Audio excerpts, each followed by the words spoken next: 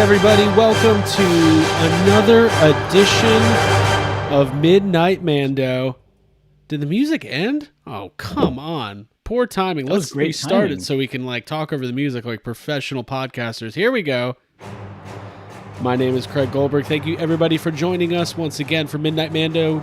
Yes, have some podcast, Mandalorian Aftershow. We are live on YouTube. Welcome, everybody, to the show. What an episode it was. Before we get into it, I'm going to introduce our special guests. They're not really that special. It's the same people as last week, but they're special to me. Listen, come on. I wanted to give you guys Din Djarin. I still can't say his name. Abigail Gardner, how are you? I'm glad you could say my name. I can say your name. I can't pronounce it. I called him the Mando Man earlier. Joining us from Los Angeles, California, Troy Benjamin. How are you, man?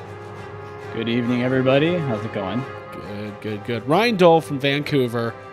Hi, Canada. Woo! Star Wars. Let's do this. And my name is Craig Goldberg. So thank you, everybody, for joining us here on the YouTube channel. We are live. We appreciate everybody tuning in. It's late on the East Coast. Midnight Mando. We are going to be talking about the second episode of Season 2, which is Chapter 10. They're keeping me on my toes, keeping up with all these numbers. Season 2, Episode 2, Chapter 10, The Passenger, I believe is what it was called. Really great episode, premiered on Disney Plus this morning. But before we get started, everybody, we got the live chat going. We're in there. We're having fun. We're going to keep it calm, and we're going to talk about Star Wars in what has been really kind of a special week. I love Mandalorian. It's magical. It's the only word I can come up with when I'm watching it. But we're going to get into it in full detail here. If you're watching us, tuning in for the first time on YouTube, make sure you subscribe to the channel. And if you are not watching this live and watching onto the replay, welcome to Yes Have Some. And man, I'm excited to talk about this. Let's get right into it. So, premiered last night. Troy, before we went on, you mentioned that you actually took it on before bed last night, which is not what I did because it doesn't release till 3 a.m. Although Abby tried to convince me to stay up till 3 a.m. last night. Abby, did you watch it at 3 a.m. then? No, I was not successful at keeping Craig up. Okay. I tried. I got shut down. And then I tried again at 7 this morning to wake Craig up. Like at it was 7 a.m. this morning, Abby goes, let's watch Mandalorian. And I just went, no. You go, not until 9. Do, Craig. I did my old Luke voice. I said, why do you think I would watch The Mandalorian at 7 a.m. with you? So that's what I did. No, it was great. So, wow.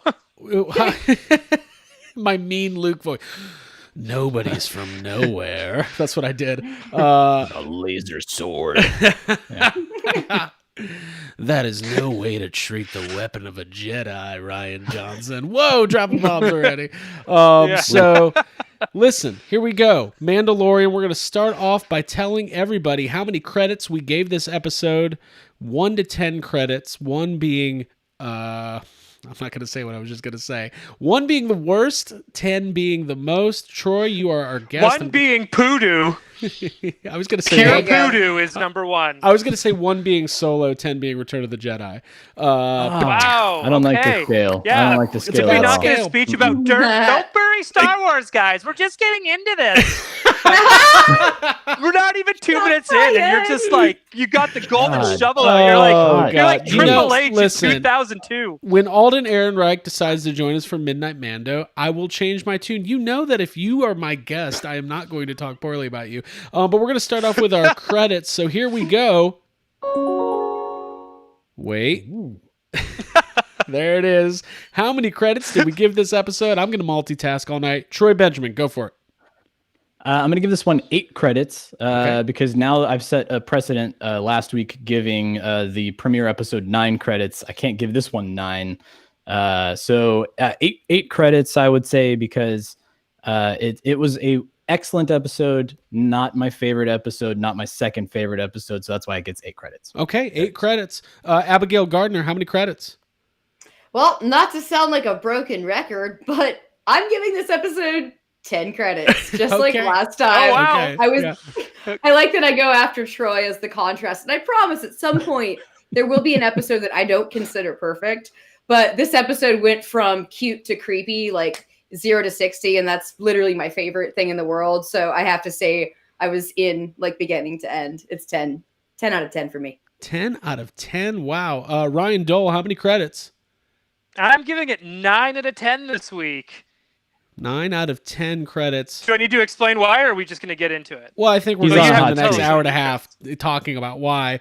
And I'm monitoring the chat, too. It looks like we got 7 out of 10, 8.75, 8 credits, 8.5, 10 credits from Jessica Parker.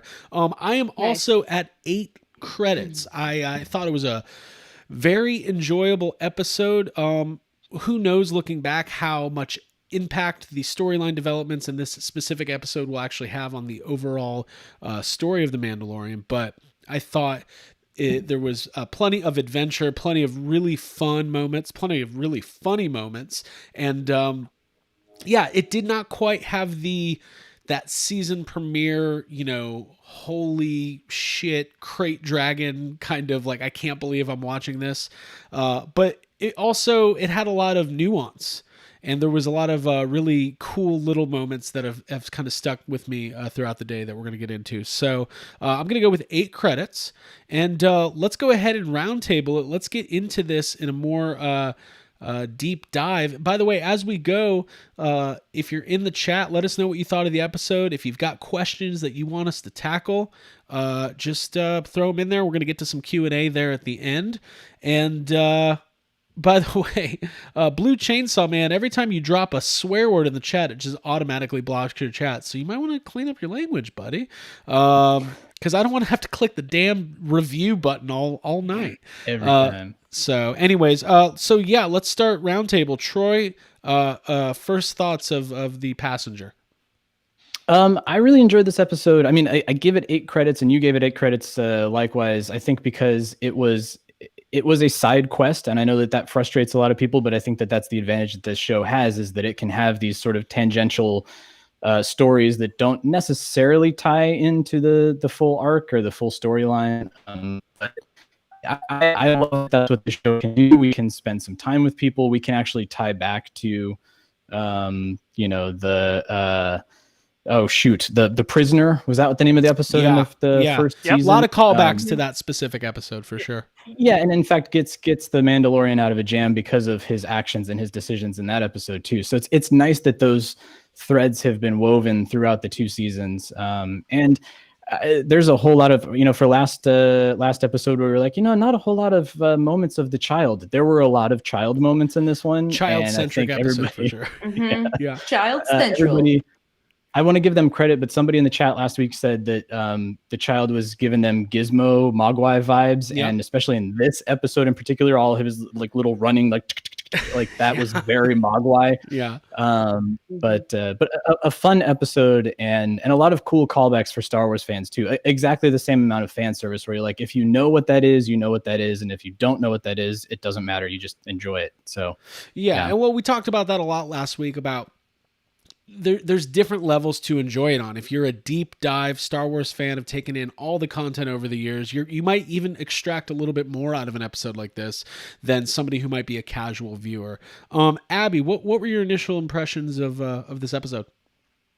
Similar to Troy, honestly. I caught those like Gizmo moments, and also the music whenever the child was on screen doing this little whimsical things. Like it almost reminded me of like Gremlins, like a John Williams, the way that it just got kind of chimey and cute. I absolutely love that stuff. To go to the beginning of the episode, I think it was the strongest open of any Mandalorian opener. Like the jetpack, getting back the jetpack with the one guy that's not a Jawa, but the little dude. That was so funny. And maybe. Yeah. And I'd say that was just brilliant. And kind of, I love when you can have something that's like, it doesn't really affect the story, but it says so much about Mando and makes him look so badass. And also seeing the child in that moment, it was a great open. Yeah, I guess we should cut back to the opening scene. It kind of picks up right where last week's episode left off, although there was no shot of Boba Fett or anything like that. Although Deadline reporting some juicy rumors this week on the future of Boba Fett. Maybe we'll touch on that a little bit later. Yeah, we kind of pick up. We see Mando on the speeder. He is accosted with the old middle of the desert tripwire routine. We've seen that 100 times if we've seen it 1,000. And it was a really cool scene. They try to take our little guy hostage with a knife to his throat. Mando wasn't having it, and he gives him the jetpack as his bounty. And it's hilarious. Ryan, what'd you think of that opening scene? Awesome. I like the little callback to kind of like what Ewoks did with the rope. Yeah. So that was like kind of cool. It seems like a regular thing. Like it's just like, how do you take out guys on a speeder bike? Well, let's just set up some ropes. I think we're good to go. These ropes. Yeah, this is going to be so easy. Yeah. Right. So no, I that opening scene was like fun because it was also like super tense too. Because like it's not too often you get to see the child actually like in the hands of the enemy. Right. Unless he handed him over. So for someone to actually get that close to actually getting the child, I thought that's something new. We haven't seen that before, and it actually gave you that sense of danger. So it was kind of fun to figure out for him to get out of it. And what I liked about this episode too, and we'll probably touch on this some more, is that the child was there, and he was probably creating more danger than he was solving things, and they didn't have to use him as that scapegoat for everything, right? Like it was, yeah, right. Like, well, usually they kind of just have him like, oh, we're stuck in a jam, do your hand thing, and this whole episode, he did nothing except make things worse, and it was awesome. And what I love going back to, we didn't do Midnight Mando last year, and I'm upset that we didn't. But one of my favorite moments in modern Star Wars history is the stress of the sequel trilogy and how polarizing it was, and then the just immense positive reception of Mandalorian that happened kind of out of nowhere. And then the way they were like, listen, if we've got Rey force healing people, they're going to lose their shit. Who's going to break the news to the Star Wars community that's the thing? They're like, this guy can do it. They'll accept anything. That baby can do it, but that woman, not a chance. I don't know if you understand. She's a woman. Okay. But I thought that opening.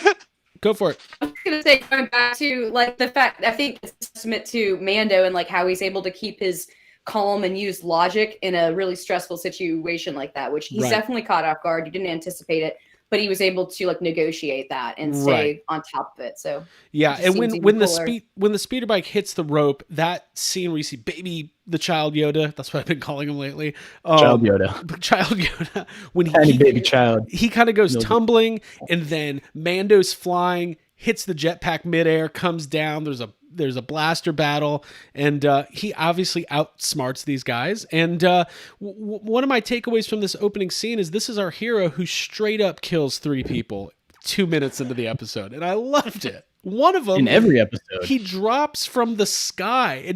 There's a thud, and I don't know if he picked up on it. When he hits, it cuts to the child in his eye. He's just like, oh my god. Yes. And then his walk back into town, like where he's got all the parts and everything. Yeah. Like it's just he's like I wrote Rocky, that down. Rocky That's one of my favorite visuals I've seen in the series yet. Is that where he's got like he's lugging around 2 jetpacks. He's not even wearing one, right? He's got the helmet there. He's got meat. His big sack of meat, and he's just trudging down. Yeah, it's so cool. Like if I don't see guys dressed up like that for Celebration in 2022, then you're like completely a wuss when it comes to dressing up as Mando. Right? Yeah, like I'm going to be judging you based on that. Yeah, right. Like the strength and then like the soft sensitivity right there. I think it would have made it better if he came back shirtless. Now, we should know at the top, this episode was directed by Peyton Reed of Ant-Man and Ant-Man and the Wasp fame. I believe he also directed Bring It On. By the way, Troy's got the Ant-Man hat on. I don't know if I think he directed Bring It On. My Bring It On hat. Yeah. This is a cheerocracy, not a cheer-tatership. Fight. Now, Troy, correct me if I'm wrong. I don't believe Peyton Reed directed any episodes the first season. I don't think he did. No, I think he's new this season. But I mean, definitely feel his comedic sensibilities throughout it. And there's a giant ant, which everybody called out as being an Ant-Man Easter egg, but I don't think that's the case. I think because Dr. Mandible was in for the first season too, so I think this was just sort of like, hey, Peyton, you're directing. We're going to give you this creature. Ha ha ha. Right. He's like, oh, cool. Thanks. It's like when Bryce Dallas Howard directs, they're like, we got you a velociraptor. Yeah. Hey, here comes a nerdy. I've been so excited to talk about Troy. Not talk about Troy. I've been so excited to talk about Troy. This is kind of like now, Troy, you're a production guy. I feel like you're a little bit more well versed in this stuff than I am. Here comes a nitpick, because listen, I want to be honest about The Mandalorian. I want to have really good, honest conversations about this show. We're going to obviously love it. We're going to, sing its praises and all that. But I am not the biggest fan, especially on these Tatooine scenes, of the color grading of this show. It's a little drab for my tastes. And I noticed it again in this episode.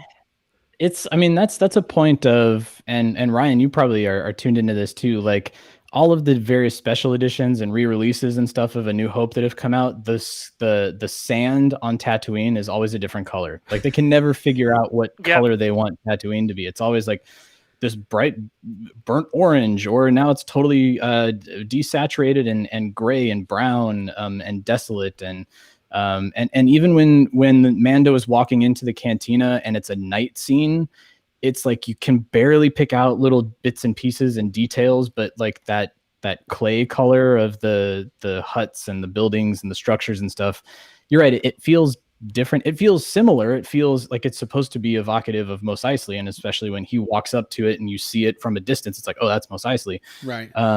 But yeah, I mean, but also it matches the color grade of the show too. So that's also the line that they're dancing, because like Lucas, at least in the prequels, loves his bright, shiny, happy, super saturated colors, and that's what he tried to put into the special editions, which a lot of people were not a big fan of. Right. But when you look at this, like it's very Western, it's very spaghetti Western, it's very grainy, it's very gritty. They're desaturating colors. They're making things purposely feel washed out.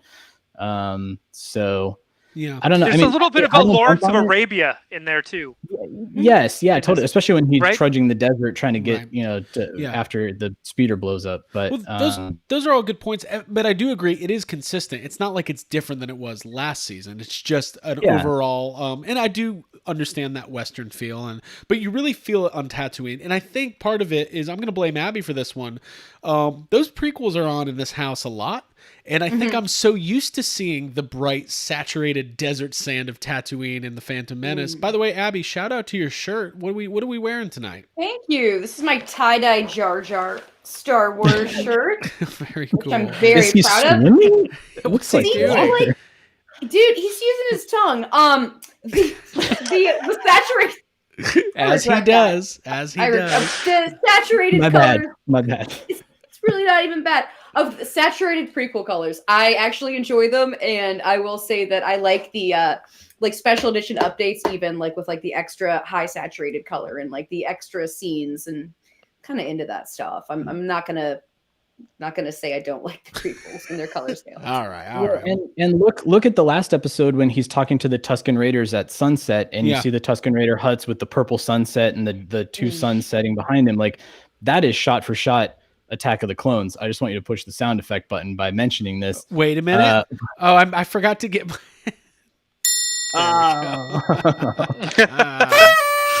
Cool. That's our for those who are new. Anytime Attack of the Clones is mentioned, because that's Ryan's favorite movie of all time. Time of all the times. We're gonna make sure everybody knows. Hey, listen. By the way, if you're in the chat, let us know what you want to talk about. If there's anything you picked up on, we'll address it. If you have any questions you want us to tackle, any quiz, just you want to quiz us, let us know. I'll be monitoring the chat. So, Ryan, they make it back to the cantina. Listen, I don't care. I saw some people complaining, Dan Harshman, that he wanted to see new environments and new places, and I get it. New is great. But put me in that cantina every episode. I don't care. Like, it doesn't get old to me, personally. Once you got old friends now in our cantina, and she's gambling with a giant ant, I don't know how anyone could even complain about that. And Right. like, we're only in episode 2. We're gonna see so many more new environments. That's true. Right? She's This is great. the- Amy you gotta remember, Sedaris. the guy that you're referencing is the same guy that complains that he's worried there's not going to be enough room in the new Ecto for 4 proton packs. Okay, so just like that's an Is this opinion. Dan you're talking about? Yeah, like it's just like he comes up with the most weirdest of shit, and so it's just I love the guy, but it's just like when I'm thinking about things to start discussions on, as far as like Star Wars and Ghostbusters go, he's not the first person I look to. Oh my god! Oh, inside Love him. baseball here on Yellow. Oh man, I'm so sorry, folks, because that is super inside baseball. Fine. Just a little bit But outside. yeah, and because I love that. I know that we're always going to get new environments, but like, come on, it's the Mos Eisley Cantina. They're Yeah. playing Sabak. They are playing The Sabak. music is good. It's great. What I love about the Mos Eisley Cantina at night is that it's kind of like, listen, when you're at the airport and there's like a Chili's and it's like Yes. the middle of the day and it's kind of packed, that's one thing. But when you're at the airport and the Chili's is still open, like the people that are at the airport Chili's at like 2 a.m, that's the vibe I got from Mos Eisley at night. Like it's a little bit like a little bit more run down, even more run down than Up normal. to no good. Yeah. Yeah. Right. Dr. Mandibles would have had money to cover his $800 if he just didn't get that last Cinnabon. You know what I mean? That last load of potato skins. Oh my god. So just real quick though, Troy, I want to cut back to you, but Pelimoto becoming last year, Amy Sedaris, she was in the one episode. We're 2 episodes in. Everything she says is hilarious. I need an action figure. I need a poster. Her saying that she wants her crate dragon meat medium rare, while Baby Yoda child is cooking the meat or tending to Hey, meat. hang on. Can we talk about the meat for just one moment? It's time to talk was that meat. Was that Meat a talk. nod to like Disneyland? I think That's so. I think why- that was because how they're they cook roasting it it on on the the- pod racer engine. Yeah. So I just wanted to throw that out there, and I just wasn't sure if I was the only one that is just thinking that because I haven't got to go to Disneyland yet. So I'm just kind of like, I is this missed just out me on just that. dreaming? I missed that. I one. haven't been there either, but I heard that they have restaurants set up like for the food Bunch of on the roaster, right? burning spit. Yeah.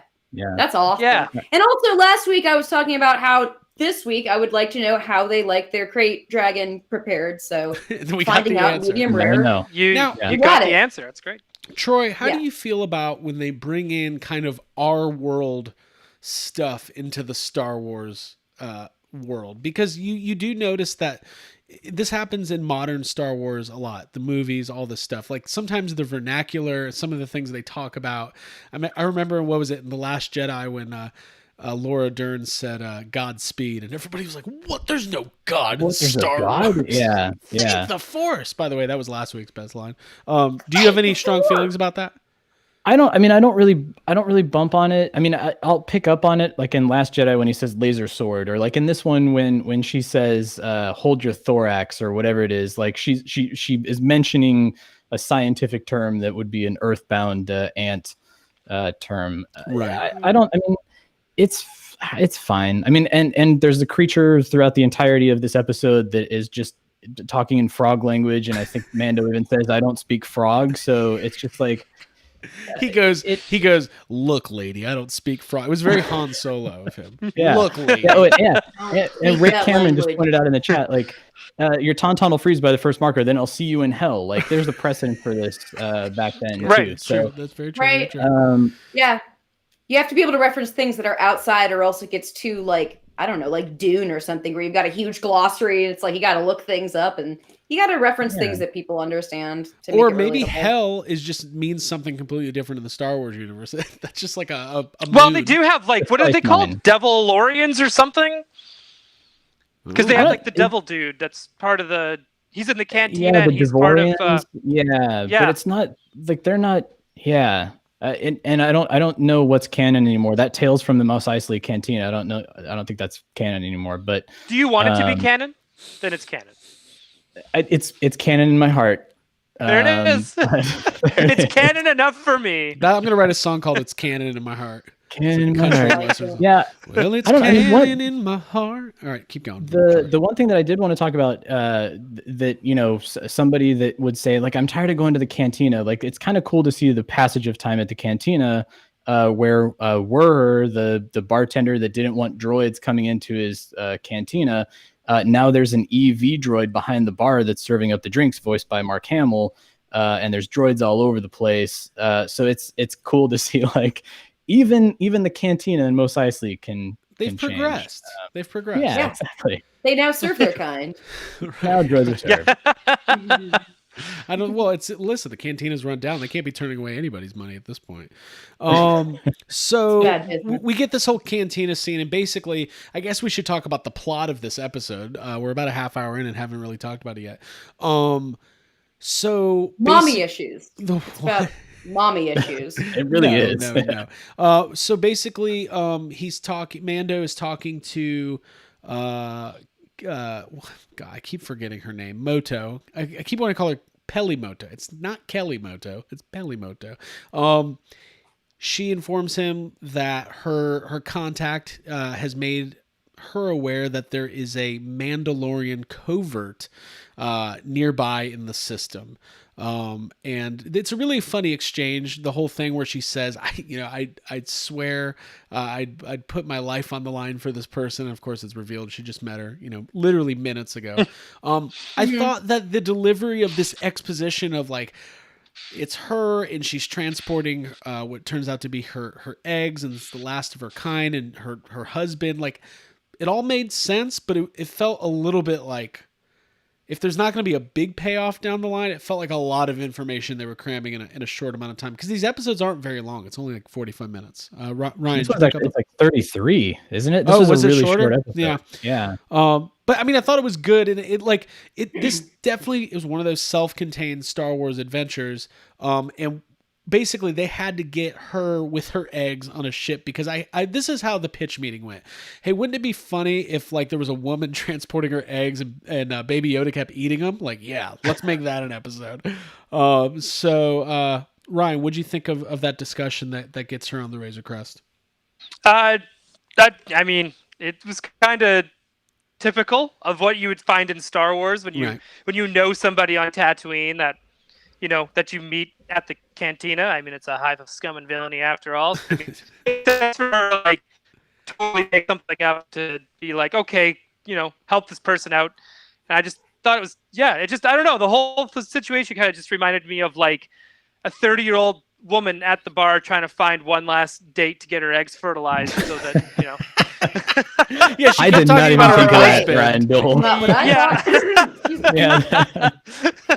You know what I mean? Where it's just like, I got to get these eggs fertilized. And it's like, okay, all right, calm down. Do you know how fast my biological clock ticks with 2 sons?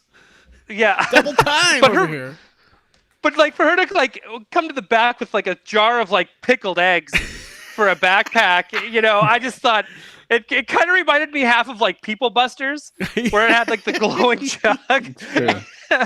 Right? Yeah. And like a jar of pickled eggs. And it was just like, I was like, I love where this episode's going. Right. Because you already know how Mando is with kids, and you already know how he is just a little bit around women. So what happens when you got, like, a woman looking to get kids and she needs to get there at a certain amount of time? Yeah. Because his heart is too good to say no. Right. Exactly. Right. So he adapts. Go ahead. And takes care of it. Well, he's got caretaker, like, personality traits anyway, taking care of the child like he has. And I think it was, like, a really, honestly, I found that I love the frog lady. I don't know what her species is. I wasn't able to find a name on her, which is why I actually think it might be something that, who knows? I'm going to throw this out there, but the child might be fertilizing and not digesting the eggs, which I know that's kind of a strange theory, but I feel like it could tie into something. Maybe he saves that race or something. That's just my out there theory. But I felt like the frog lady was important, and I absolutely loved, because it showed more of Mando's character, him becoming a warmer, gentler person. As a result. Of course. If you think about it, the entire plot of this whole show is kind of based on Kindergarten Cop. Like, he's a fish out of water. and he's undercover, and he's getting used to this kid. He kind of cares about him now. Yeah, he's the mom in yeah, peril. It's about No, I want to parenting, go back the to whole you episode. saying Yeah. he's helping with these eggs. Because now that you said that, there's a part before he starts like wolfing them down like donuts. It's like he puts his hand against the glass and you see the eggs come towards his hand. Yeah. Yes. Yeah, they're Right? drawn toward Like, him. yeah, so there's something there. And I don't think he's going to start like pooping out eggs or something like that. And he's going to have like these half frog babies. But it's just like. But was that a misdirect though, Ryan? Do you think that was intended for us to think like they're drawn toward him, but it's actually him using the force to move them closer so he can reach into the pickle jar? Knowing Star Wars, they could always go back to that. Right. Yeah, like true. one way or another. But yeah, he was gulping them down like bloody jelly donuts, and it was just like the scariest, creepiest thing I've ever seen. And I thought this kid's gonna destroy an entire race. Yep. Do you think that the frog lady keeps it count on her eggs? Because absolutely, I feel like I would as a mother. Like at some point, I feel like she'd be like, "Hey." Yeah. Oh, we lost Craig. Bye, Craig. Craig. All right, Craig, it was good having you. Let's have John the show. Cena in here, and John Cena can do this. John Cena. Dude, I think Randy Abby, Orton's taking Craig out. Sorry. Isn't that what or at one point when she's not translating through the zero droid, she points at the tank and there's like numbers flashing on the screen. Mm-hmm. I took that to mean like she knows that there's some missing or something right there. Like if she was keeping a count, maybe there's like a counter there that says like 20 eggs, all healthy, and then she notices that she's down to 18 or something like that. But that makes sense to me, and especially because at the end of the episode, when they're going to sleep, she kind of like pulls the eggs closer to her, away from the child. Craig's back. I'm back. Sorry, our heat kicked on. I had to turn off the heat. I was hoping the other person in the house would notice it, but that's fine. So the heat is off. I'm pretty sure the cats know. Cool. So sorry about that interruption, everybody. So no, continue. So we're talking about the eggs possibly being fertilized, and Abby had brought up like, does she keep a count? And I think she does. I think that she was noticing that ones were going missing, and also that Mando was like having a parenting moment, because I don't know about like having to deal with a 2-year-old and you tell them to stop doing something and they just keep doing it over and over and over again. You can like sense Mando's frustration. Again, the whole episode was about parenting. It was kind of wonderful. Yeah. But so I think he was embarrassed by his kid and he didn't want to fess up to like, you might have a couple eggs missing. He was trying to play it off like it didn't happen. Right. I definitely. Right. I think there's something. Like when she took her bath, like who knows what happened? Maybe. I definitely think there's something more to him. Obviously there's a precedent set in the show that he eats little creatures, specifically frogs, and maybe that's the answer. That's also true. Yep. But the music cues that hit every time he was near them, it was like we kind of touched on it earlier. There goes the heat. It was, I don't know why the heat's on. It's 75 degrees outside. That's fine. Ryan and I are here to mediate anything that needs to be. This is turning into marriage counseling. This is a safe Brady Bunch square space. No. But I do think, if where's Alice? By the way, the music in the show in general is incredible. So there's these like little cues that happen. They're very synthy. I don't want to just say it sounds like Stranger Things, because Stranger Things is derivative of, John Carpenter synth music, but it had these very like mystical sounding chimes and cues every time he would kind of like peek around the corner and start eyeing those eggs. And maybe it is just complete innocence. Like that's when he's hungry. You're going to hear that music. So, but Abby, I do agree. There could be something to that. That's some good stuff. Either way, it's fun to think about. It could mean something. It could mean nothing and just be very, very funny. Right. The fact that he keeps munching on frog eggs. Every time he does it too, Mando's like, "What are you doing? I told you, get away from there." Like when literally yelled at the child like he was Jonesy, our cat, when that happened. I was like, no. No, but Are you talking about the like one caught in the cookie jar? Yeah. After they crash and he like pulls back that piece of debris and there's like the hand in there and yes, he's like, yeah. right. yes, I love exactly. that. God, I love that. But listen, we skipped over so much, so let's backtrack a little bit here. So they part of the instructions is that he can't use. This was a really good storytelling element. You can't use hyperdrive because it'll be bad for the eggs. Like little did they know, there's something much worse for those eggs hanging out in the Razor Crest. There's this scene where the Razor Crest is kind of like cruising in a no cruising zone. There was big giant space signs that said no cruising, and these two X-wing pilots pull up. And Troy, I want to know what you thought of this scene. That's what all this was building towards. I loved, there was a moment where, okay, so you see Dave Filoni, who is credited as Trapper Wolf, I believe. So it's like Trapper John, but Wolf, which is his like wolf pack thing. Yeah. And it's his second appearance as this character. In the Prisoner episode too, he's one of the X-Wings that shows up to blow up that station. Right. So it's right. cool, but he was that also ties reluctant to do it.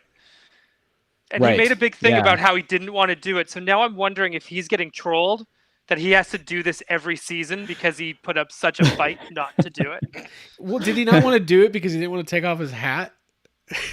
No, he just didn't want to do it because he didn't want to be on it. He just didn't want to be on it's that camera. damn cowboy hat. He's like, well, you got to play an X-Wing pilot. I mean, come on, you got to shout a couple of lines and you're done. Yeah, you're a cannon. You might get an action figure. Trust me, Dave Filoni is fine with it. That's what I say. But we have to talk about the second pilot who I don't know about you guys, but I squealed with glee because he is a fellow Ghostbusters fan, Paul Lee, and Canadian.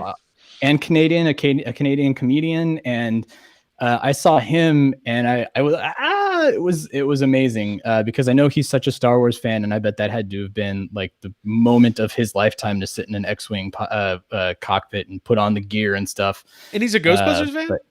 He's a huge Ghostbusters he's got fan gear. Too. Yeah, like we're not even talking like a spirit pack. We're talking like in a real pack. Oh, okay. Yeah. Real pack. Maybe we can get him on the show next week or something. Come on, what's his name?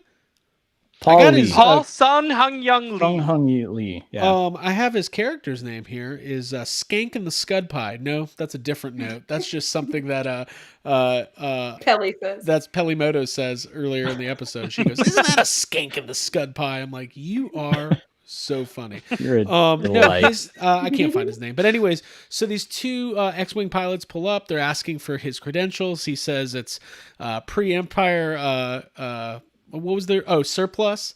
And basically, what I wanted to talk about here from a storyline point of view is they identify themselves as New Republic. So you got to remember the timeline here. The Empire has fallen, but they're out patrolling for loose Imperials. That's what I call them. And it kind of seems like this is kind of the beginning of, pre-rebellion. Pre-resistance, post-rebellion. I don't know. It's kind of confusing, all the politics in Star Wars, but basically they're out on patrol is what happened. Yeah, it sort of ties into, I think, Aftermath, again, coming back to the book, like they really owe a lot to Chuck Wendig and his book there, because so it ties into that. It ties into Squadrons, which I know you're playing, right, Ryan, where you're seeing the remnants of the Empire having to be cleaned up, and you have people defecting to the rebellion, and they're trying to form a new republic. And so I think timeline-wise, it lines up pretty well. The one thing that was a surprise here is everybody calling the Razor Crest a piece of junk, like an antique piece of junk. And it started, I was like, wow, I never really looked at it that way. I know that it's like a kludged together ship that's made out of all sorts of crazy spare parts and things like that. But right. Well, remember, the Millennium Falcon is the biggest hunk of junk in the galaxy, and we all worship the ground it hovers over. Yeah. So that was cool. It was like, when Mando takes off and they're not buying his story, and I think it's actually Dave Filoni's character who's like, he's going to run in that thing. Like there's sort of, it gives the Razor Crest a little bit of character and a little bit of personality that I think was was really needed. We didn't really get that sense of, it was just kind of the slave one. It was another slave one in season one. And now it's kind of like, it's got quirks, and we know that the Mando cares for it, and we know that it's an antique, and maybe there's some sort of like an emotional connection to it. So that was all cool. And then there's the chase through the canyon, which I'm sure we're going to talk about, which is awesome. Right. Real quick, Carson Teva is his name, the X-Wing pilot, and so maybe we'll get him.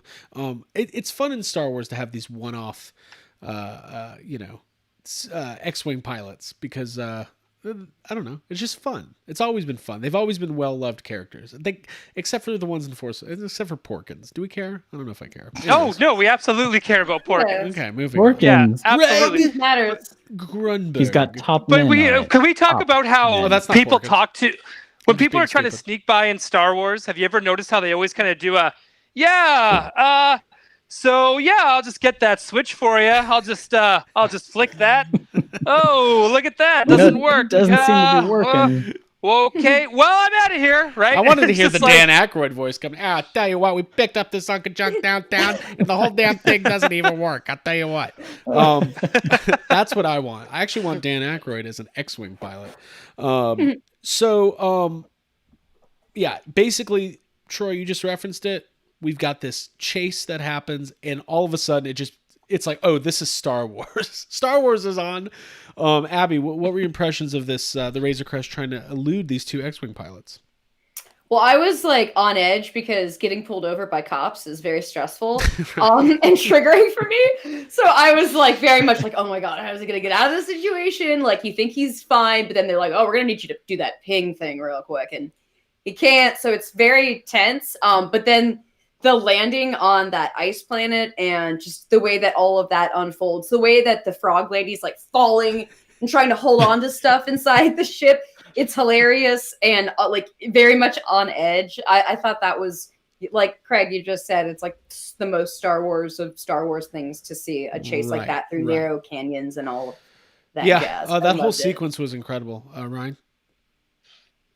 It's awesome. Anytime you got X-Wings going into attack position, then you know things are not going to go well. Like they even said like openly, change to channel 2, and then they they go into attack position. Like the S foils going into attack position is kind of like the siren for Abby's analogy here. It's like, I'm getting pulled over. Yeah, that's totally it. So it was like you and just like Abby said too, you can feel that of like, oh God, this is not going to go well. And then of course, and in typical Star Wars fashion too, it's like you're already in a bad position because you crashed your ship, and then it gets worse because it falls through a hole. You know what I mean? Like it's just it's like you got in a dying Star Wars species fashion. in the back.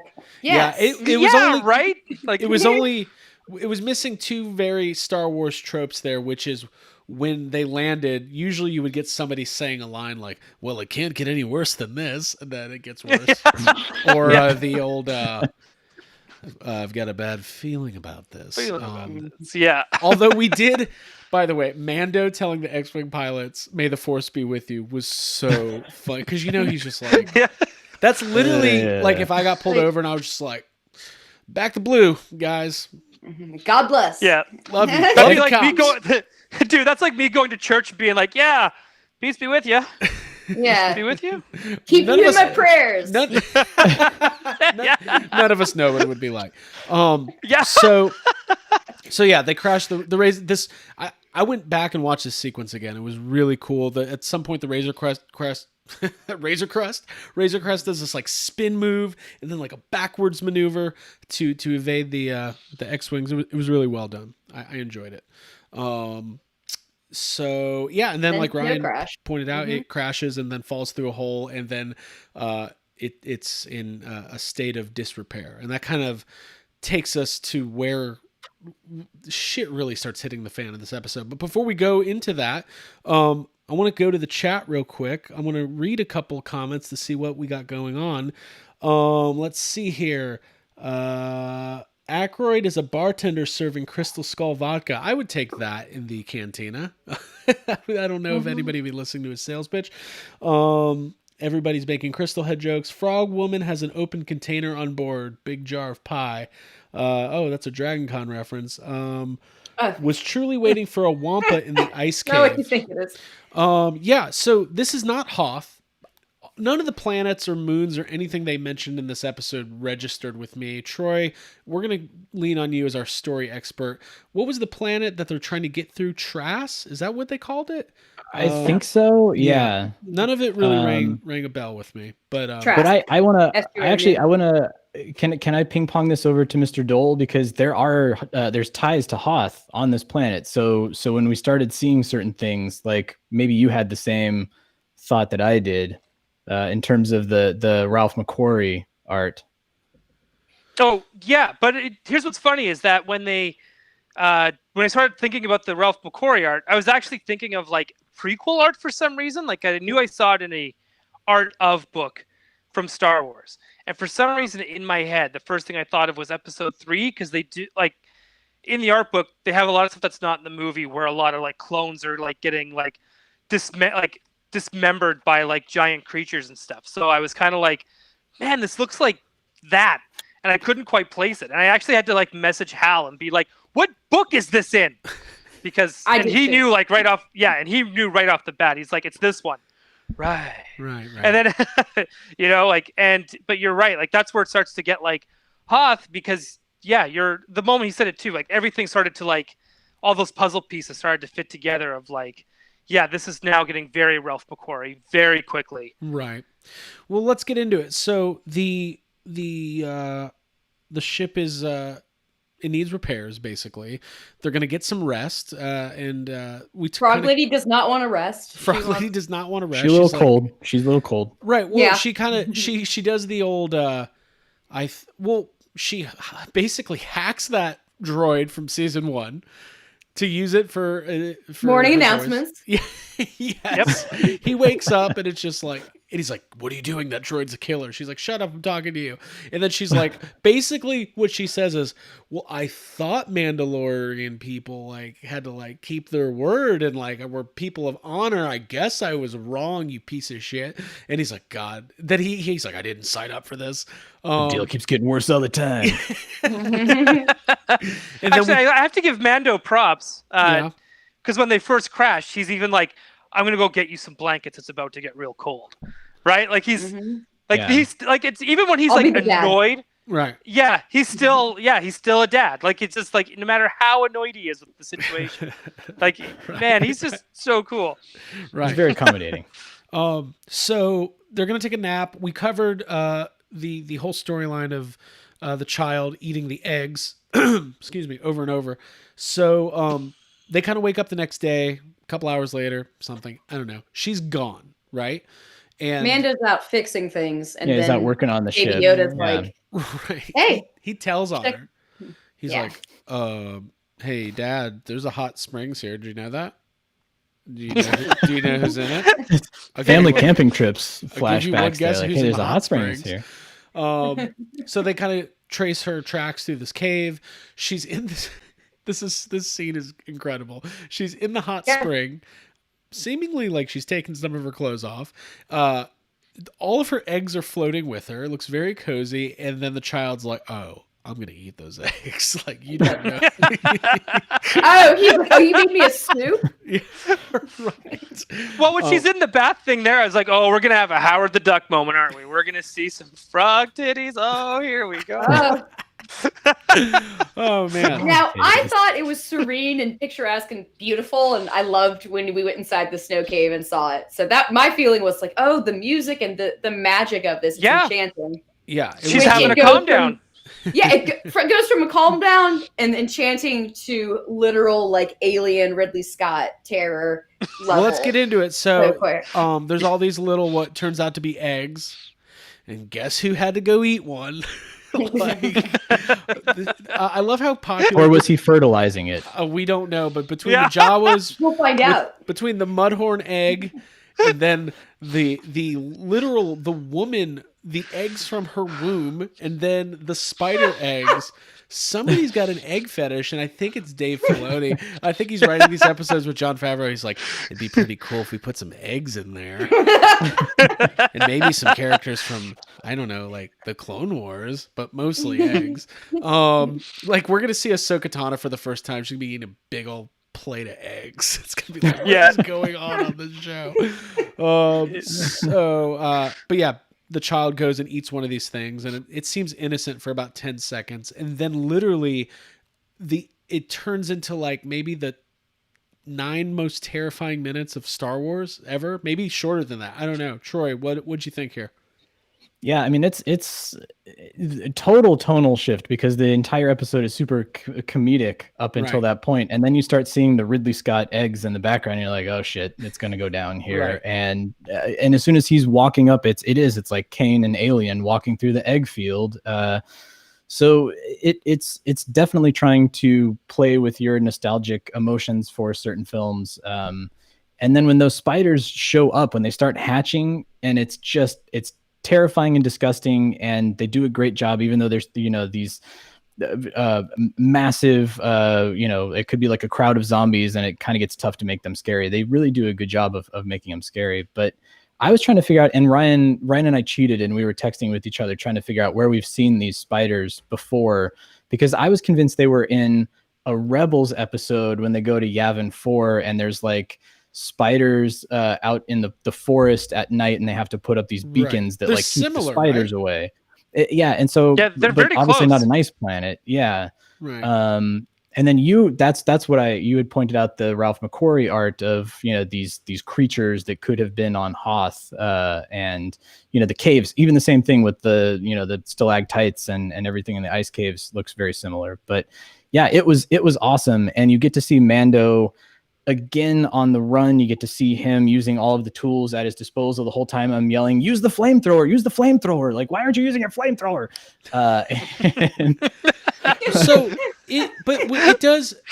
It turns into nightmare territory, because is there, like, most people don't like spiders. Like, I think it's a common fear of spiders. And these are like, at first they're tiny, right? And to me, like 1,000 tiny spiders is scarier than one big spider, but we got all sorts of sizes. And that's the thing. All the shapes and sizes of it made it more realistic. All the variations, and seeing them flood down, like it was. It's almost like it was wild when you had like a bunch of small ones, and then all of a sudden, like, he turns a corner, there's like this medium-sized one, and you're like, oh, it's getting bigger. Your brain's like, oh, this is real. Because instead of just seeing a bunch of the same. Now, and there's like the big, basically boss spider. And there's a lot of stuff in Mandalorian that does feel like a video game, let's face it. What Star Wars is always, there's always creatures, right? But I feel like this leans into like the creature horror, like even more than we've seen in the past. Like they're shooting webs. It's kind of gross at times. I found it very effective because my skin was crawling, and that's not normally something that happens. Like I think to the Rathtar scene in The Force Awakens, which is fun and scary and big monster and gross and stuff, but it's not like this, and Craig, I mean, agree. Particularly like when they get to the Razor Crest and all the spiders have already set up shop, they've spun their web, and they've turned ship into a haunted house. Like that's when it really got super creepy, because they could be in any of the shadows, they could be anywhere, and you're just yelling like, go to someplace with a door, go someplace and close yourself in. I referred to it in my notes as Spidergate. Spidergate. I said no politics at the beginning of the episode, and I'm sticking to it. So yeah, this was great though. It was really, it's a fun scene, seeing Mando taking them all down with the blaster. And then once they get into the Razor Crest, you think it's going to be fine. But then they're like invading the Razor Crest, but then he does get the flamethrower out. What, Abby? What were you saying? The moment where you see one of the spiders on Baby Yoda's head, you're just like, no, not my baby. No, it's not okay, because he can't do anything about it. And that's the other thing. Like, usually Baby Yoda is able to force something and make something happen, but he was unable to like save the day, so it made it more dire. Yeah, Abby, there was another moment like that too, where when the big, mama spider's on the cockpit and it's like got its talons or whatever, and it's piercing through. And I didn't give a damn about any of those eggs when Baby Yoda was eating them, but as soon as one of it, the talons looked like it pierced through her tank, I was like, oh no, her eggs. Again, I was like laughing when they were dying earlier, but now I was actually concerned about them. Right. Yeah, Right. no, it's what I love about this episode and what I love about Mandalorian, the character, is that he kind of embodies a little bit of did we lose Troy? There he is. He's back. He's coming back slowly. Come on, warm him back up. You froze for a second on it. Really funny. I'm so cold. That's fine. The Mandalorian character really kind of embodies a combination of some different characters. There's some, obviously, Boba Fett, right? There's some Han Solo. There's some, even like the heroism of like Luke Skywalker. Like you get, I think that's why he's like a universally loved character, because he in this moment, in this scene, he feels like Han Solo. He's like saving the day reluctantly, and he's like begrudging, pissed off and grossed out at the same time. So yeah, it was really cool. And then obviously our X-Wings show up to kind of save the day, or at least help. And they kind of have this exposition kind of conversation, going back to that episode, the prisoner episode from last year, right? Where they say, hey, there's some warrants out for your arrest, but these are unprecedented times. Like, basically is what they said. Due to COVID-19. Due to COVID protocols, we're not bringing you in. We hope this blaster fire finds you well. Yes, exactly. But he tries to bargain with them, and he's like, help me rebuild. They're like, no, stop it. No, you can do that yourself. We're just not gonna. We're just gonna let you go, and yeah, we didn't bring our like Hoth jackets with us, so we're just gonna go. All right, we just don't arrest you because we don't want to go outside. Cold. Right. Yeah. You don't like spiders. Yeah. Right. I don't know if you saw those things. They are disgusting. So, but then the episode kind of wraps up. Like we don't know if their adventure continues into the next episode or if it is a standalone, right? You would think we would see her again and maybe that story gets some resolution, but we don't know. And they're doing a really good job of not teasing, anything, right? We don't know what the next episode is going to look like. We don't know what's going to be called. So yeah, that was kind of it. So before we move into our other categories, let's do some final thoughts overall on the episode. Ryan, I'll go to you first. This episode is weird as shit, but it all fits in Star Wars. And it was so much fun to watch because, yeah, it was weird, but it was fun. Man, this show rules. Okay. Well, we live in a time where every Friday we get a little Star Wars movie for 10 weeks. It's awesome. Yeah. What's better than that? Nothing. Troy, any high-level overview thoughts? Yeah, I mean, I'm with Ryan. It was weird. It was funny. It was scary. It shifted genres so many times, and it worked so well that I loved it. But like my indicator is always when I don't want something to end. And as soon as they took off on the Razor Crest and I could sense that the credits were coming, I was like, no, hold on. This needs to be like another 20 minutes long. Like there's more to tell. I want to meet her husband. I want to know what this guy's all about. Yeah. Yeah, I want to see her husband too. We're going to find out her husband's Han Solo. You old pirate. Yeah. Look, he just takes the jug and runs so he can go like fertilize. Look, she's got a lot of eggs, kid. Abigail. Yes, I agree and echo everything that y'all have said. Honestly, I think starting the episode, my thought was, oh, this is going to be the cutest episode ever. Because the frog lady is kind of like a caretaker, and you feel like, oh, it's just going to be a lot of cute little creature moments, but then you get terrifying creatures like scaring the shit out of you, which is my absolute favorite, like, change in tone. So I really loved this episode, and I think that we're going to see the frog lady. I think we're going to see her story finished, wrapped up. Yeah. I'll be honest, I kind of don't care if we don't. Like, I thought she was fine, and it was fun, but like I saw one article today as I did my research, which I do. surprisingly to myself mostly. I'm the only one surprised when I'm doing it. Somebody was saying that they thought like they were trying to like recapture the magic of Baby Yoda with this new character. I was like, I don't get that at all. I just think it was Nope. no. I didn't get that Nope. at all. So Nope. She was cool though when I have to say this because I kind of forgot about it until you guys kind of just brought it up. When she's kind of like when she's running and she's on two legs and then she's like screw this and starts like leaping right on all fours, I was like, this is the coolest thing I've ever Logging seen. around. Yeah, I've been calling her Yoshi all day. By the way, just putting that out there. Oh, that's pretty. Yeah, close. how she uses her tongue to get her clothes when she's in the hot spring. That's very Yoshi. That's like Jar Jar, Right. Gungan. Yeah, I want to see maybe Jar Jar's the dad. I want to. Oh, Lord. My Ooh, Misa think maybe. Also, Misa thing. How funny! How insane would that be if that's the twist? Like, this is your husband. He just grabs it and he's like spinning around on like one leg. Whoa! Whoa! Whoa! He's in a lot of Mandos. Dude, making Jar Jar like a good father is a great arc for him. I It like would be. that. It would be. Yep. Misa play catch with Big my Daddy. Hey, listen. You don't want to see Baby Yoda eating eggs, getting in trouble from Jar. I almost called him Yar Yar. Yar Yar. Yar Binks. Good old Yar Yar. Let's go to the next segment. We're going to try to wind this down. We're already in an hour here. Here we go. It is our moment of the week. Our Baby Yoda moment of the week. Wait, let me do my chime again. Thank you for joining the Baby Yoda. No chaba, no chaba, no baba. By the way, I've been drinking out of this C-3PO tiki mug. Just putting that out there. I got a Jawa. Oh, are we All all? right, it's not a competition. What do you got, Ryan? I think it is.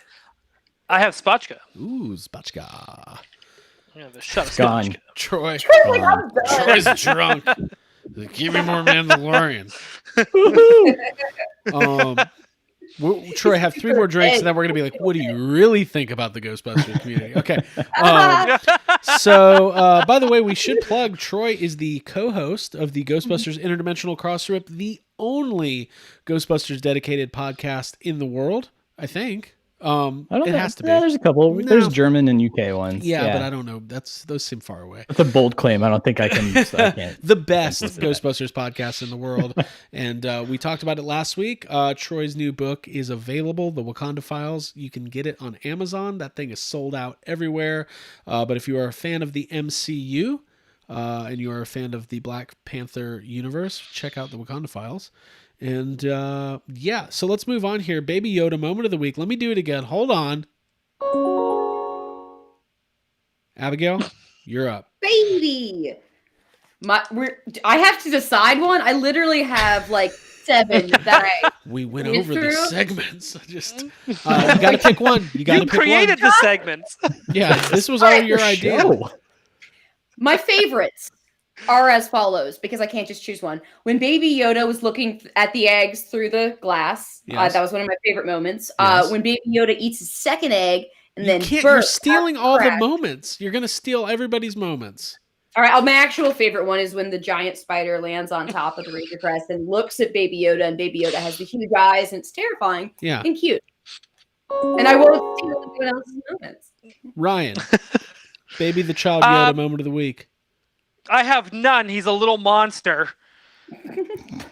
He's a murderer. And that's it. He's a murderer. That kid gave me so much anxiety, and I felt so bad for Frog Lady Yeah, that he's yeah, honestly the biggest threat to women's rights is Baby Yoda at this point.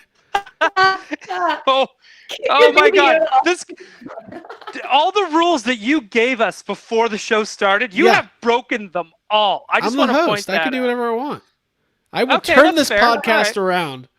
I better check my privilege then. All right, Troy, up to you.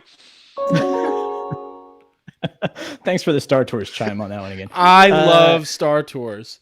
I love it. No, I'll defend Abby because there were so many in this episode. It's kind of tough to choose one. But I, as a parent, and the whole episode being about parenting, the moment after he defeats all the bounty hunters, or no, I'm sorry, it's before he defeats that Tito, and Baby Yoda gets down on the ground and he starts running toward Mando with his arms outstretched, like pick me up. So cute. That one hit me in the heart right there, because that's it's cute. I don't want to pick him up. It's heartwarming, and then you remember he's 50.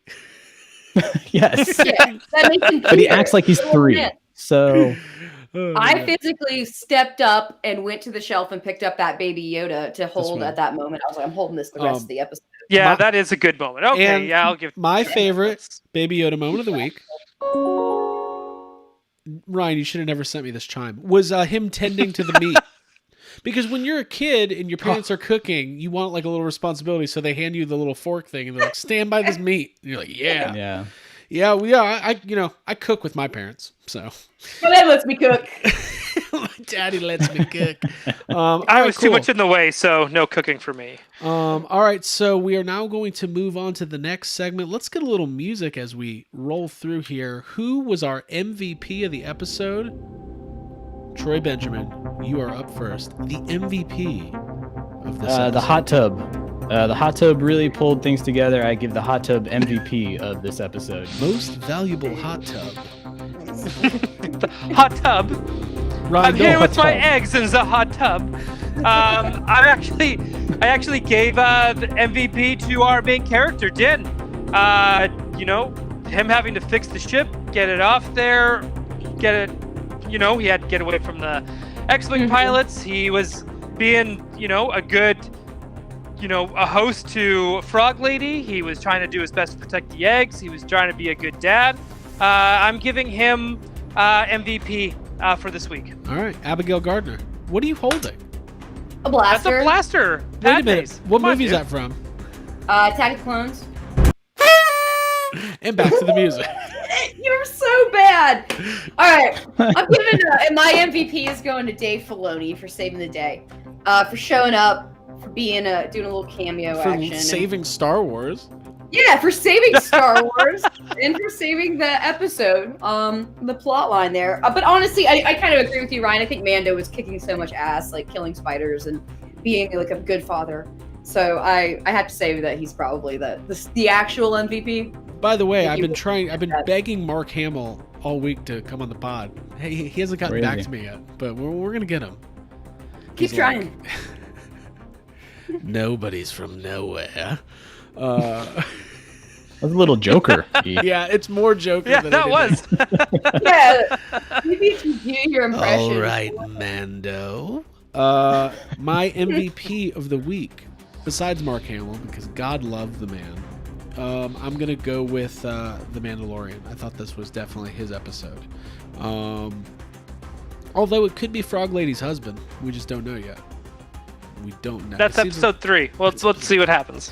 Cool. When he rolls chapter 11. He did his work earlier. When he files for chapter 11. We'll see what happens. Abigail, let's talk some creatures here. What do you got for the rundown? Hold on. It's the Yes Have Some Midnight Mando creature count presented by Abigail Gardner. Creature count. Hey. We got Frog Lady, who I don't know what her species was. Then there's small snow spiders, big snow spiders, medium snow spiders, and gigantic snow spiders. That's it. There's just a whole bunch of different varying size of spiders. I don't have anything else besides that for my creature countdown. Yeah. And everybody in the cantina. And Dr. Mandible. Oh, Dr. Mandible. I think Muff Tack is in there, maybe. Troy. So you see a furry guy. Anyway. Oh yeah, he's the guy from Rogue One. He's in the cantina. Yeah. Like you see the furry. I don't know if it's him because you just see over his shoulder, but. Yeah. Well, he can't be him because he died on Jeddah. Oh. So I mean, it has to be the same. Yeah. All right. Do we have any predictions for next week? I know last week we really didn't come up with any, and I doubt anybody would have predicted this week's episode. I would have been funny. Let's go back to last week. Who remember? Let's pretend this is my prediction from last week. After tonight's episode, we saw the big reveal of Boba Fett. I'm thinking Baby Yoda eating some woman's eggs. That's probably what next week's episode is going to be about. But any other predictions? It's like I said last weekend. This is going to be the hardest segment because I got a feeling, and this Dave Filoni does this a lot too with the Clone Wars, where it's like he'll do kind of like a reveal, like the Boba Fett thing, Right. and then we kind of go on like a side mission, and those side missions are always kind of important because they build the characters. So you kind of see the growth of what Mando's doing, and then we kind of go back, but we're not quite sure when we're going to go back, because we could be progressing into another story and then come back to what happened on Tatooine, like maybe at the end of the season, or maybe not even till season 3. Right. We're going to do our Q&A segment after this next part. So if you have any questions, let us know in the chat. Troy, any predictions? I think that in the next episode, we're going to learn that Frog Lady's husband is either ex-Imperial or still Imperial, because they've really made a big deal about the X-Wings wanting to clean up the Imperial remnant, and there was a shot that they had on Frog Lady, and she kind of shifted in her seat. So I have this bad feeling that they're leading Baby Yoda into a trap. Who's your husband? Oh, Ribbit. Ribbit. Oh, Ribbit. Oh, Ribbit. Landlof Larkin. I guess he would not be alive. Grand Moff Frog. I don't know. And Abigail. I really second your opinion, Troy. I think that similar to the way the Tusken Raiders take apart the Crate Dragon, I don't think anything is wasted in these episodes. I feel like everything that you see will be wrapped up and will become significant. So I think that, like we're speculating, Frog Lady's husband will be a key character. I think that her race and how she fertilizes those eggs is going to be somehow important. So I think that that's going to be something that we see in the next episode. Season ends with Baby Yoda giving birth to like 10 new frog ladies. That's what I'm saying. Like, imagine a fight scene. They don't have any backup. Suddenly Baby Yoda's just squirting out spiders, frogs, and just there's like a whole army. And Amy Sedaris is there with a catcher's glove, just like, give me. Yes, give me your phone. Let me get it. Oh boy. Oh, he's splitting. Oh, that one went over my head. So Skanking his sked pie. I don't have any predictions other than I have a feeling there's going to be some really great surprises in this season. I think, there's risk associated with the first season because I'm sure they held their breath about Baby Yoda. You never know how a fan base is actually going to react. It could have been a collective groan, but it was more like a collective moan, a pleasure moan for. I don't know where I'm going with that. We're gonna move on. So let's go to some Q&A because we want babies. That's what it is. We want babies. It's like Muppet Relentless Babies. Cosplay. Do you think Pickle we'll be seeing the Ghost show up? Since there's rumors of some, I'm not going to even say it because of spoilers, but maybe rumors of some Rebels ties. So do we think Ghost, now that is their ship in Rebels, I do know that. Ryan, do you think? I don't know. I kind of, okay. So they're going to do a last season of Rebels, right? So I kind of just want them to kind of leave the Rebels for that. And as cool as it would be to have like... Wait, they're doing another season of Rebels? Yeah, they did announce that. They're going to do that one last season. So it is coming. So I kind of want them to kind of hold off for that. But at the same time, doing that could... bringing the audience from this show could bring them over to Rebels as well. So, I don't know. I'm down for it either way. Like, I'm cool with it, but I don't have any opinion on this. So, Troy, do you? I don't know that we'll see the Ghost. I do feel like there will at least be a mention of General Syndulla because she's been in everything. She's in Squadrons. She's in Alphabet Squadron. Like, she's playing such a crucial role in the expanded universe right now. Hey, Jonesy. Wait, is that Jones? Which one is that? That is Jones. Yeah. I don't know if you guys saw the look I just gave because I was 95% sure he was on my feet. And he's not. I looked down. And it's a spider. Nothing. Yeah, it's a giant spider. That's your porch cat. Right, exactly. Okay, another question. What Black Series figure would we want from this episode? Now, I don't know how opinionated everybody here is about toys, but I want a Pelimoto figure at this point. I think give me that Amy Sedaris action figure is what I want. I also thought, this isn't Black Series, but being is that I did back the Razor Crest for HasLab, I do want a giant spider to put on top of it. Nice. By the way, anytime the Razor Crest, like, I think through transference of knowing that I spent all this money on this damn ship, when it crashes, I get very stressed out. Like, oh no, my ship. That's my ship.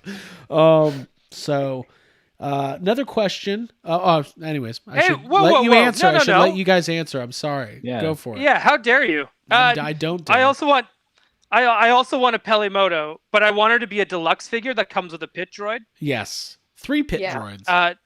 3 pit droid, or I'll even just take one, just as long as because we don't have Black Series pit droids, so it would be a great excuse and time to bring those into play. I'm gonna regret what I'm about to say. Do you think Pelimoto keeps those pit droids in her top drawer?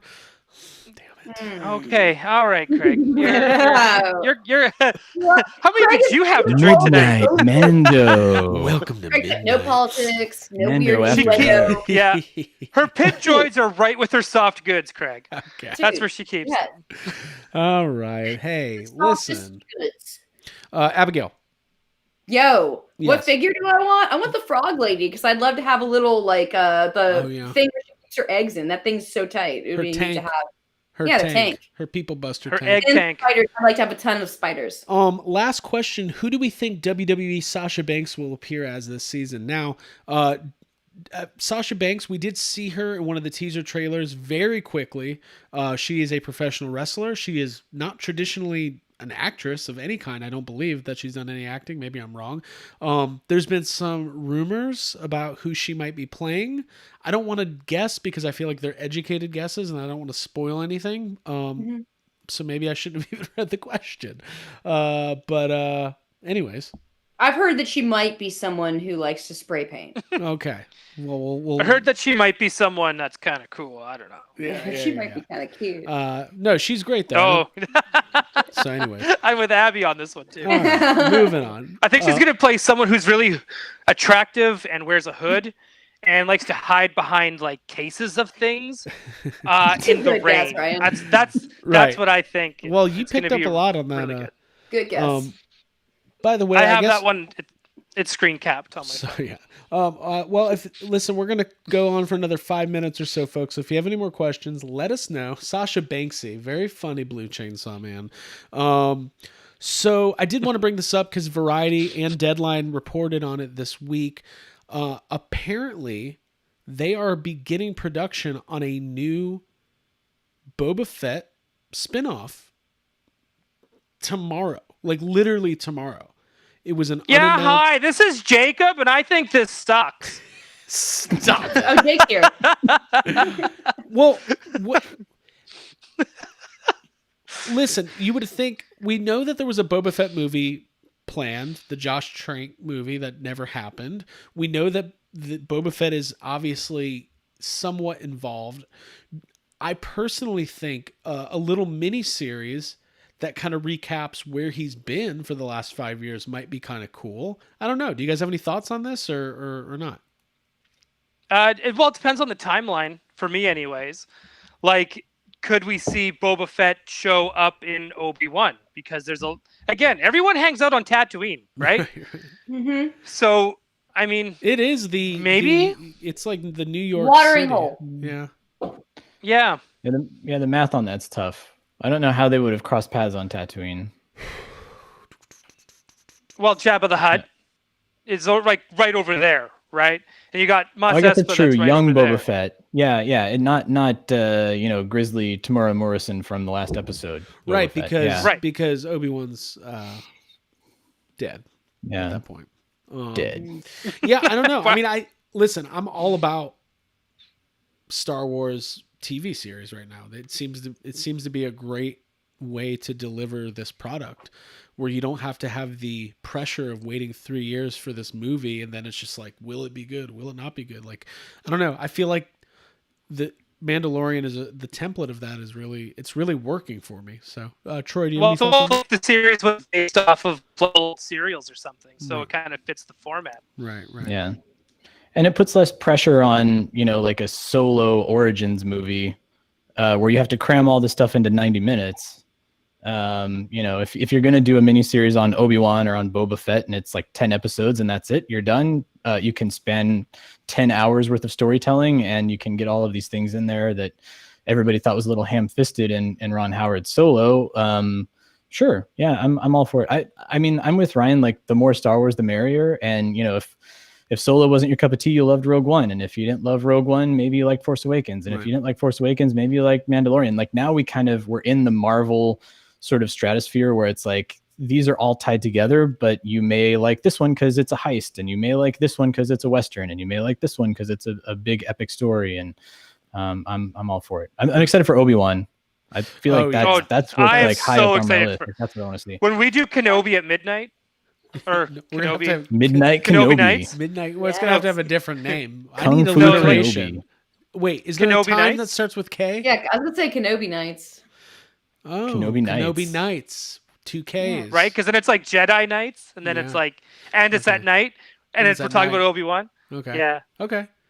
yeah, you're welcome. I think Obi-Wan Jabronis is a much funnier name, but I we had do. another question. How many seasons do you think we will get of The Mandalorian, and how many would you like it to be? Good question. I That's think- a really good question. I think 5 probably. That seems about right. How many was Breaking Bad? 8? 6. 5 or 6. Six? Yeah. 5 or 6. Okay, then yeah, I wanted around that, around Breaking Bad. No length. way. I want Lost. 6 seasons, 25 episode seasons. That's what I want. Yeah, I don't want it to get bad at any point. So maybe I don't think it will, but I'd say 5 seasons. Yeah. max. You know, I was thinking about that today. It's so interesting to be watching a show where, like, if you think about what happened with Game of Thrones, where it was like universally loved for 5 full seasons, and then like in one fell swoop, everybody went, "No, we don't like it anymore." But we've got that Jon Favreau, Dave Filoni track record. People seem to have enjoyed everything that Dave Filoni has done. So I think they're smart enough to know when to end it, and I'm assuming they have a full story mapped out. It's pretty cool. When Yeah, you do it usually like that. Filoni does that because he had one for Clone Wars, Right. right? And the only difference is he didn't get to do the last season because, well, Disney bought Lucasfilm, and Disney just said, "Nope, it's canceled now. Okay, bye." They did. And then they did, and so I know, shocking. And then, but then he actually did get to finish it. And We love Disney. oh, yeah. We do love Disney. We're all Disney No, marks. I didn't say that we didn't. I just wanted to that's what say it happened. out loud for everybody's benefit. We love it. Keep going. Dude. Star Wars. I love the parks. Like, don't cancel me, Walt. Whenever you're frozen, just whatever you do. Oh my God. Don't yeah, it's like Wayne's World. Don't cancel me, Walt. You can't cancel it. Yeah. Troy, you have dabbled in the television industry. What does your professional mind say? How many seasons this will go? I think 5, 6 is probably the top of it. I think they're building toward a story arc that's probably only going to draw out over. I think if they get past 6 seasons, it's going to start feeling a little long in the tooth. So unless something dramatic happens and there's a big revelation that this show reinvents itself in season 4 or 5 and it turns into something else, but. I think we'll get a movie event. There's no doubt in my mind there will be a Mandalorian movie at some point. 6 seasons in a movie. It ends it. That would be great. I'd love Abigail, that, any yeah. thoughts on that? And then we'll wrap up. Just echoing what y'all say and have said. 5 seasons seems like a pretty good place to stop. That seems satisfying. I think that once the story of the finding the child's home and putting that to bed, once that's done, it should probably wrap up. But I am here for like any episode of Mando getting himself out of a tough situation. Like I think that he's so awesome. And it's so enjoyable to watch. So Next week on The never Mandalorian, ends. Mando has to take his SATs, but he hasn't studied at all. I want to see someone do like an opening of like MacGyver, Yeah. but Mando. Yeah. Well, let's get on it. Hey, listen, folks, this was a lot of fun. I am so happy that everybody joined us. Thanks to everybody in the chat for hanging out, having a good time. Obviously, we're doing this every Friday night. I don't know how I'm going to do this every Friday night because I'm completely exhausted and I'm going to be up. I haven't eaten dinner yet. But that's taking naps. We're taking naps. Troy, thank you so much for joining us. Like I said, you can find Troy every week on the Ghostbusters Interdimensional Cross Trip podcast. You can find Ryan, myself, and Abigail doing weekly Toy Anxiety on Yes Have Some's YouTube channel. Make sure you're subscribed. And obviously, we've got Yes Have Some podcast that drops every week. And I don't know how I suckered myself into doing 3 podcasts a week, along with everything else we've got going on in our lives. But hey, it's a lot of fun. I love talking about Star Wars with you guys. So we will see everybody next week for Midnight Mando. My name is Craig Goldberg. No, Troy, Get that out of your mouth! What is he doing? no! That's your wives. No. Don't eat that. Spit it out. What is it? Is Well, it a Last lemon? of its kind. Troy's not having a second child now. It's happening. No. Did he eat an egg? What did I miss? Yeah, he ate an egg, dude. He ate an egg. Oh my god, I'm like so offended right now. Bye, everybody. I used We'll to see you think Troy next was time. cute, but now he's just creepy. I'm upset that I don't have an egg to eat. Good night. I'm not